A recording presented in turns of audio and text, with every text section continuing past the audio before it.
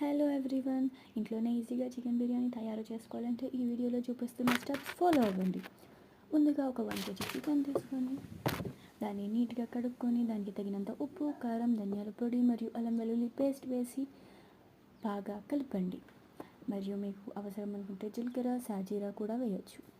లేదు అంటే అవన్నీ గరం మసాలా లాగా ఇంట్లో దంచి దాంట్లో వేయచ్చు. ఆ తర్వాత తగినంత పెరుగు, మీకు పెరుగు తింటారంటే వేసుకోవచ్చు, లేదా స్కిప్ చేయొచ్చు, ప్రాబ్లం ఏమీ లేదు.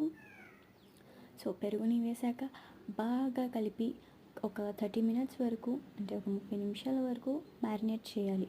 ఇదే టైంలో మనం గరం మసాలా యాడ్ చేసుకుంటే చేసుకోవచ్చు. సో ఇలా యాడ్ చేసిన తర్వాత బాగా మిక్స్ చేసి పక్కకి పెట్టుకోవాలి. ఈ గ్యాప్లో ఆనియన్స్ కట్ చేసుకొని తగినంత ఆనియన్స్, తర్వాత ప్యాన్ పెట్టి దాంట్లో ఆయిల్, జీలకర్ర అండ్ ఆనియన్స్ వేసి బాగా వేపుకోవాలి. బాగా వేయించిన తర్వాత మ్యారినేట్ చేసిన చికెన్ తీసి ఇందులో వేయాలి. వేసి బాగా మిక్స్ చేయండి. సో దాన్ని అలా పక్కకి పెట్టేసి మిక్స్ చేసి అది కొంచెం బాయిల్ అయ్యేంత వరకు పక్కకి పెట్టేసి రైస్ తీసుకొని ఒక 1 kg రైస్ తీసుకొని దాన్ని కడిగి పక్కకు పెట్టండి. ఈ గ్యాప్లో చికెన్ ఉడికే టైంలో కాస్త కొత్తిమీర, పుదీనా యాడ్ చేసేయండి. మీకు నచ్చదు అంటే స్కిప్ చేయండి, ప్రాబ్లం ఏం లేదు. అండ్ ఇప్పుడు ఇంకొక ఆల్టర్నేట్గా పక్కకి ఇంకో గిన్నెలో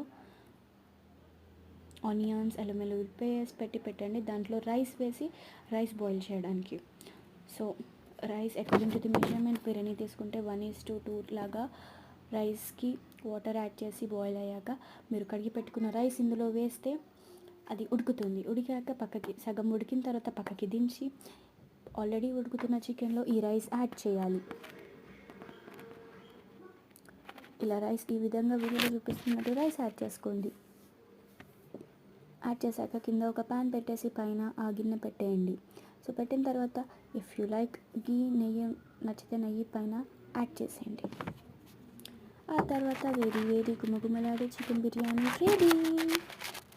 సూపర్ స్పైసీ